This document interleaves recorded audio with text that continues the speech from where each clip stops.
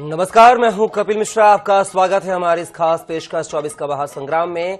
लोकसभा चुनाव से संबंधित हर वो खबर आप तक पहुंचाएंगे जो आपके लिए जानना है जरूरी।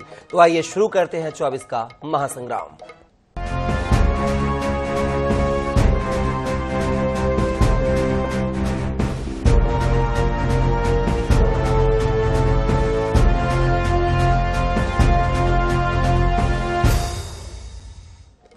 सात चरणों में होने वाले लोकसभा चुनाव के लिए पहले चरण का मतदान खत्म हो चुका है। इस चुनाव में महज ओबीसी वोटर्स को ही लुभाना राजनीतिक दलों के लिए चुनौती नहीं है, बल्कि देश की 131 लोकसभा सीटें ऐसी हैं जिनका फैसला अनुसूचित जाति और अनुसूचित जनजाति के वोटर्स करते हैं। आखिर वो कौन सी ये सीटें हैं जिन पर फैसला ये समुदाय करता है, तो आइए आपको दिखाते हैं इस रिपोर्ट के माध्यम से।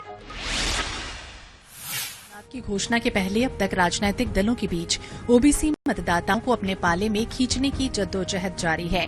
मंडल कमंडल की राजनीति के दौर से निकले देश ने आबादी में प्रभुत्व रखने वाले ओबीसी यानी अन्य पिछड़े वर्ग को यदि राजनीतिक दलों की प्राथमिकता में पहली पंक्ति पर खड़ा कर दिया है, तो वंचित कहे जाने वाले अनुसूचित जाति और अनुसूचित जनजाति वर्ग ने भी अपनी राजनीतिक चेतना से दलों को चेतावनी दी है कि उनका हाथ छोड़कर सत्ता की सीढ़ी चढ़ना अब आसान नहीं है।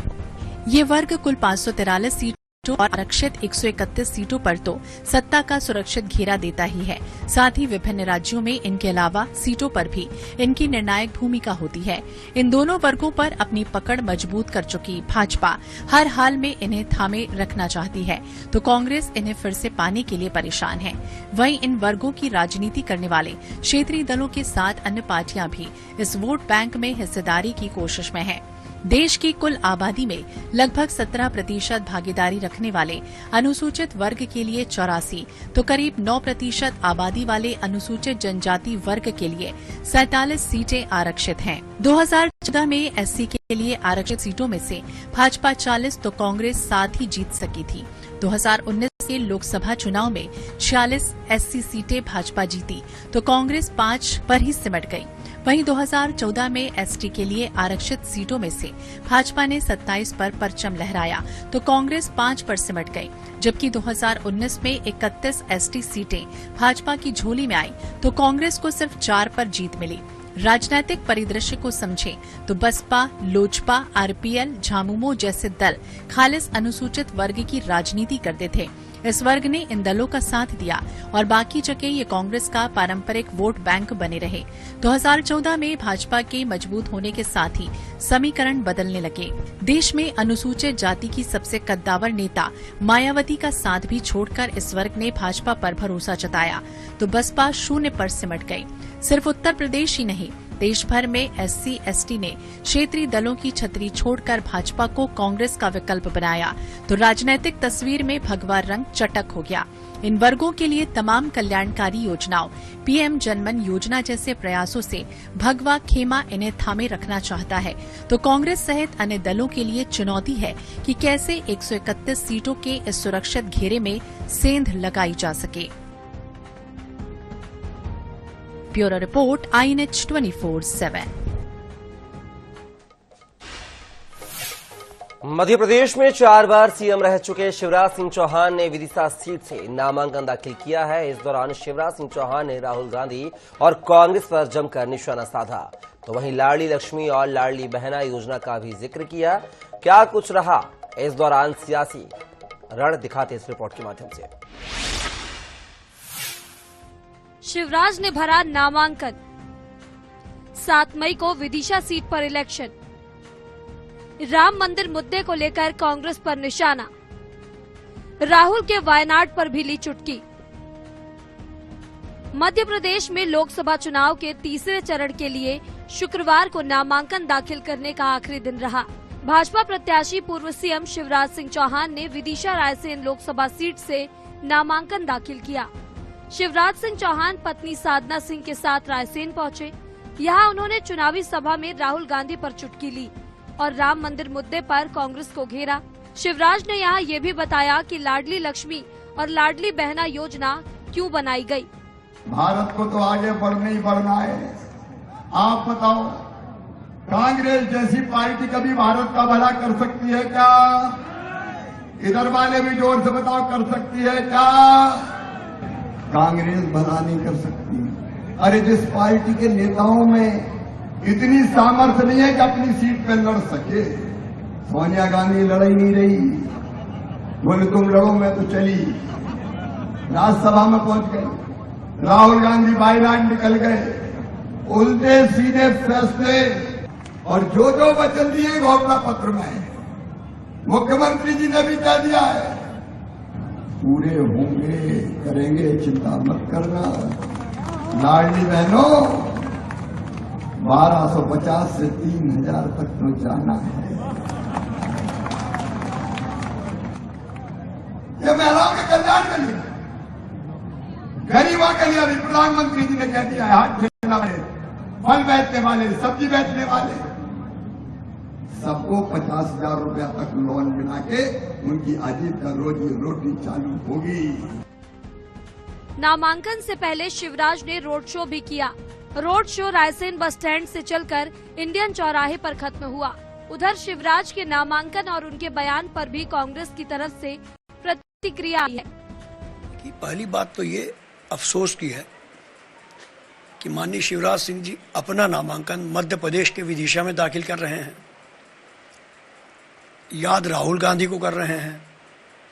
उनके भगवान तो नरेंद्र मोदी जी हैं, उनको याद क्यों नहीं कर रहे हैं? मैं तो चाहूंगा शिवराज सिंह जी शतायु हों, मगर शुभ काम के दौरान मरने जैसे शब्द का उपयोग करना अशुभ होता है। तीसरे चरण के लिए वोटिंग 7 मई को होनी है। इसी दिन विदिशा सीट पर भी मतदान है। यहां से कांग्रेस ने पूर्व सांसद भानु प्रताप शर्मा को उम्मीदवार बनाया है। शिवराज और भानु प्रताप पहले भी टकरा चुके हैं। Bureau report INS 24/7। हर आदमी में होते हैं 10-20 आदमी जिसको भी देखना कई बार देखना। निदा फाजली का ये शेर छिंदवाड़ा के नेताओं पर फिट बैठ रहा है, या यूं कहें कि छिंदवाड़ा की सियासत भी एसी के इर्द गिर्द हो चली है। आइए दिखाते हैं छिंदवाड़ा की सियासत को लेकर ये खास खबर इस रिपोर्ट के माध्यम से। छिंदवाड़ा में खेला, मतदान के दिन बदला पाला, कौन वफादार कौन गद्दार, सियासत के चेहरे हजार। मध्य प्रदेश में लोकसभा के लिए पहले चरण के मतदान के दिन चौंकाने वाली सियासत देखने को मिली। ठीक वैसे ही जैसे मतदान के पहले कांग्रेसी पाला बदलकर बीजेपी में जाते दिखे। यहाँ बीजेपी ज्वाइन कर चुके छिंदवाड़ा महापौर विक्रम अहाके ने नकुल नाथ के लिए समर्थन मांगा। उन्होंने वीडियो जारी कर अपील की। वहीं ये भी कहा कि उन्हें नहीं पता आगे उनके साथ क्या होगा। नमस्कार, आज मैं आप सभी के सामने बिना किसी के डर दबाव के अपनी एक महत्वपूर्ण बात रखने जा रहा हूं। साथियों, कुछ दिन पूर्व मैंने किसी राजनीतिक दल पे ज्वाइन किया था, लेकिन जिस दिन से मैंने ज्वाइन किया उस दिन से मेरे अंदर एक घुटन महसूस हो रही थी। मुझे लग रहा था कि विक्रम, तुम गलत कर रहे हो। तुम उस इंसान के साथ गलत कर रहे हो जिसने छिंदवाड़ा का विकास किया है, छिंदवाड़ा के लोगों की दुख दर्द में मदद की है और हमेशा करते आए हैं, चाहे शिक्षा की बात हो, चाहे इलाज की, चाहे विकास कार्यों की बात हो। साथियों, जीवन में राजनीति करने के अवसर बहुत आएंगे। भविष्य में मेरे साथ क्या होगा मुझे अंदाजा नहीं, लेकिन आज अगर मैं हमारे नेता आदरणीय कमलनाथ जी और नकुलनाथ जी के साथ खड़े नहीं हुआ, क्योंकि उन्होंने मुझे भी कहां से कहां पहुंचाने का काम किया है, छिंदवाड़ा का काम किया है, तो आने वाले समय में जो मेरे साथ होगा मुझे पता नहीं। लेकिन आज मैं आप सबसे अपील करना चाहता हूं कि कमलनाथ जी को, नकुलनाथ जी को भारी बहुमतों से 2 नंबर की बटन दबाकर विजय बनाएं। भले इस वायरल वीडियो के कई मायने निकाले जा रहे हैं, लेकिन कांग्रेसी के चेहरे खिल गए हैं। पहले ही कह रहे थे कि कमलनाथ जी के साथ के कोई भी लोग भाजपा में चले जाएं, लेकिन मैं समझता हूं छिंदवाड़ा की जनता कमलनाथ जी का परिवार है। आज जैसे विक्रम अहाके ने अपना दम घुटता हुआ महसूस किया भाजपा में और आकर के कांग्रेस को वोट मांगने के लिए निकल पड़े हैं। विक्रम अहाके ने 1 अप्रैल को बीजेपी ज्वाइन की थी। महज 19 दिनों में ही उनका यहाँ दम घुटने लगा।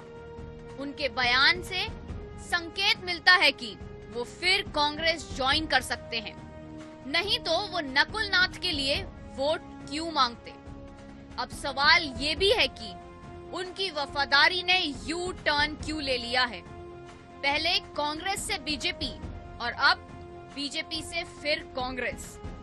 देखिए, विक्रम हाके ने आज से करीब 15 दिन पहले भारतीय जनता पार्टी ज्वाइन करी थी, स्वेच्छा से करी थी, अपनी मर्जी से करी थी, बगैर किसी दबाव प्रभाव में करी थी। उनके खुद के वीडियो भी उन्होंने उस समय जारी करे थे। उन्होंने उस समय कमलनाथ और कांग्रेस की आलोचना भी करी थी। भाजपा के बारे में कहा था कि भाजपा की नीतियां देश के लिए अच्छी हैं और भाजपा देश को, प्रदेश को आगे बढ़ाने का काम कर रही।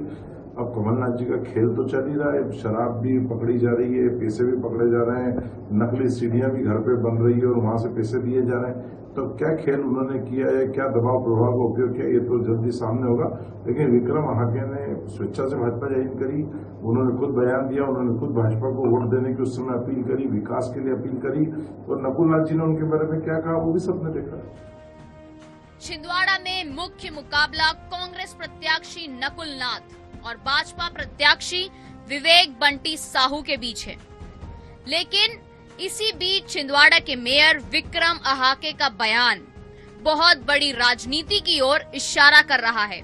ये कयास भी लगाए जाने लगे हैं कि क्या कमलनाथ ने जानबूझकर कुछ खास लोगों को बीजेपी में भेजा है। लेकिन फिलहाल छिंदवाड़ा की हॉट सीट अब सुपर हॉट बन गई है। अब सबको नतीजे का इंतजार है। Bureau report, INH। Janjgir Champa Lok Sabha में चुनाव के लिए बिसात पूरी तरह से सज चुकी है। छत्तीसगढ़ में अनुसूचित जाति के लिए आरक्षित इस इकलौती सीट पर भाजपा और कांग्रेस के बीच मुख्य मुकाबला है। 2 दशक से भाजपा के कब्जे में रही यह सीट अब की बार खतरे में मानी जा रही है, क्योंकि 4 महीने पहले हुए विधानसभा चुनाव में यहां भाजपा बुरी तरह से हारी थी। क्या है लोकसभा चुनाव को लेकर इस सीट का सियासी गणित, आइए दिखाते हैं इस रिपोर्ट के माध्यम से।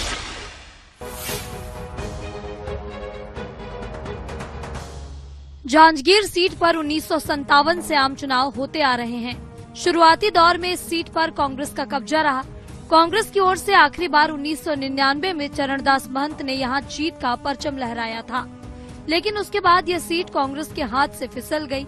पिछले 2 दशक से बीजेपी ने इसे अपना गढ़ बना लिया है, लेकिन कांग्रेस इस बार बीजेपी के गढ़ में सेंध लगाने की तैयारी में है। वजह यह है कि पहली बार यह लोकसभा क्षेत्र भाजपा विधायक विहीन हो गया है। लोकसभा क्षेत्र के सभी 8 विधानसभा क्षेत्रों में कांग्रेस के विधायक हैं। यहां कांग्रेस के विधायक और कार्यकर्ता उत्साहित और जीत के लिए आश्वस्त नजर आ रहे हैं। शायद यही वजह है कि केंद्रीय गृह मंत्री अमित शाह ने छत्तीसगढ़ में चुनावी प्रचार अभियान का आगाज जांजगीर से किया था। वहीं पीएम मोदी की भी अब इस क्षेत्र में सभा होने वाली है। जांजगीर चांपा लोकसभा की 8 सीटों पर कांग्रेस के सम्मानीय विधायक हैं और विधायक अपनी पूरी टीम के साथ कांग्रेस के पक्ष के लिए डॉक्टर शिव कुमार जी डहरिया के पक्ष में लगातार जनसंपर्क का दौरा कार्यक्रम चालू हो गया है। 20 साल से यानी कि लगातार 4 बार जीतने वाली भारतीय जनता पार्टी के को इस बार यहाँ पराजय का मुंह देखना पड़ेगा। 4 महीने पहले हुए विधानसभा चुनाव में पूरे लोकसभा क्षेत्र में कांग्रेस के प्रत्याशियों से भाजपा प्रत्याशियों के हार का अंतर 1,51,000 वोट का रहा। सभी 8 विधानसभा क्षेत्र को मिलाकर कांग्रेस के खाते में 6,78,706 वोट आए। वहीं बीजेपी को 5,26,806 वोट से ही संतोष करना पड़ा।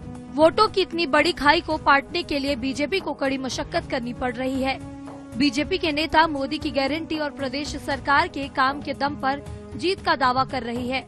इसके पहले भी केवल हमारे 2 विधायक थे यहाँ से, तब भी हम चुनाव जीते थे, उसके पहले भी जीते थे और लगातार इस सीट को जीतते आ रहे हैं। इस बार भी जीतेंगे और कांग्रेस हमारे लिए यहाँ कोई चुनौती नहीं है, क्योंकि देश के यशस्वी प्रधानमंत्री मोदी जी ने ऐसा काम किए हैं जिसकी सब जगह प्रशंसा हो रही है, क्योंकि उनका मूल मंत्र है सबका साथ, सबका विकास, सबका प्रयास और सबका विश्वास लेकर के चलने वाले मोदी जी हैं।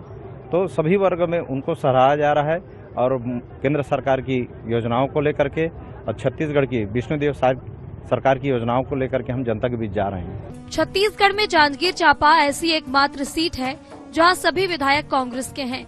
पूर्व में यहाँ भाजपा और कांग्रेस विधायकों के मामले में लगभग बराबरी की स्थिति रहती थी, लेकिन इस बार बदली परिस्थितियों में मोदी का मैजिक कितना चल पाता है, यह तो देखना दिलचस्प होगा।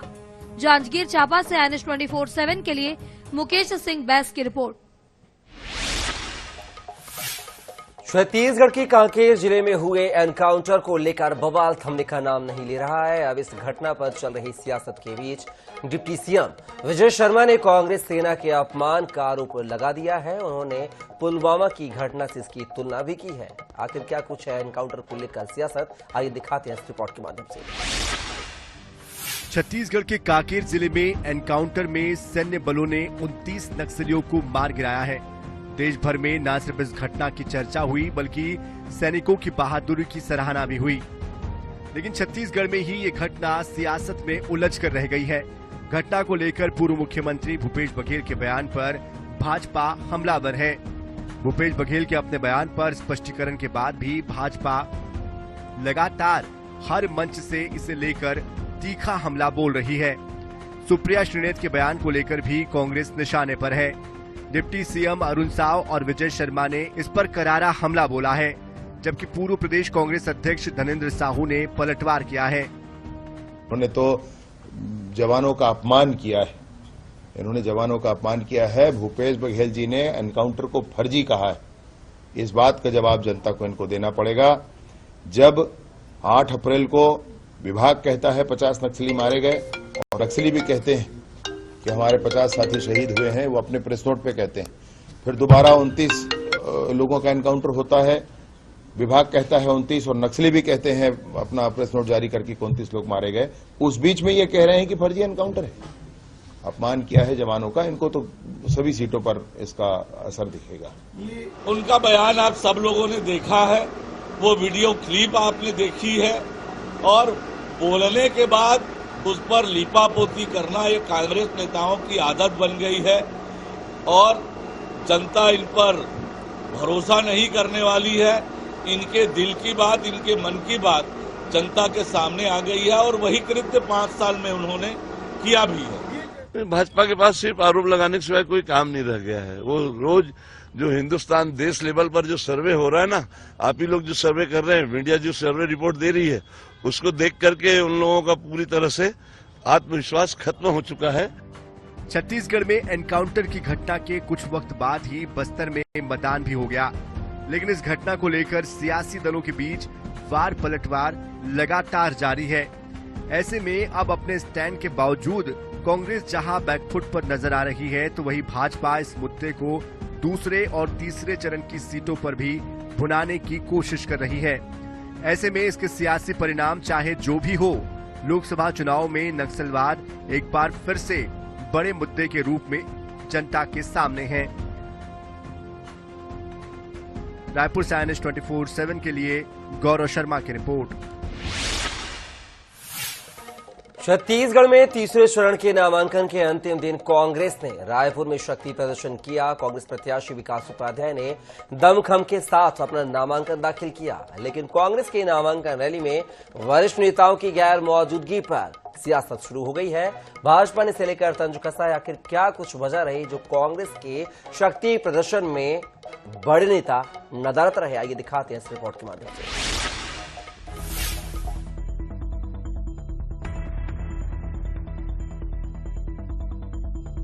छत्तीसगढ़ में कांग्रेस ने दूसरे और तीसरे चरण के चुनाव के लिए पूरी ताकत झोंक दी है। सभी वरिष्ठ नेता दूसरे और तीसरे चरण के चुनाव में जुटे हुए हैं। यही वजह है कि रायपुर लोकसभा के कांग्रेस प्रत्याशी विकास उपाध्याय के नामांकन में न प्रदेश अध्यक्ष शामिल हो सके, न नेता प्रतिपक्ष और न पूर्व मुख्यमंत्री भूपेश बघेल ही शामिल हो पाए।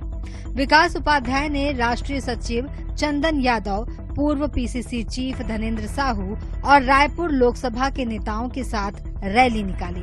ऐसे में भाजपा को एक बार फिर कांग्रेस को घेरने का मुद्दा मिल गया। कांग्रेस अब इस पर सफाई दे रही है, लेकिन भाजपा पर पलटवार भी कर रही है। कांग्रेस बिखर रही है, कांग्रेस पार्टी में भगदड़ मचा हुआ है। रोज सैकड़ों हजारों की संख्या में कांग्रेस छोड़कर भारतीय जनता पार्टी में शामिल हो रहे हैं। कांग्रेस की हालात खराब है और इसलिए छत्तीसगढ़ में कांग्रेस पार्टी शून्य में आउट होने वाली है। ये स्थिति न सिर्फ रायपुर में वरन अनेक स्थानों पर है। परस्पर द्वंद्व है, परस्पर लड़ाई है, सामंजस्य नहीं है, कोई स्पष्ट भाव नहीं है, किस कारण चुनाव है स्पष्ट नहीं है इनको। ये कोई सर फोड़ने के लिए कोई सांसद बनना चाहता है, कोई गाली देने के लिए सांसद बनना चाहता है। जब ऐसी उहापोह की स्थिति होगी तो ऐसा ही ना होगा। भाजपा के पास सिर्फ आरोप लगाने के सिवाय कोई काम नहीं रह गया है। वो रोज जो हिंदुस्तान देश लेवल पर जो सर्वे हो रहा है ना, आप ही लोग जो सर्वे कर रहे हैं, मीडिया जो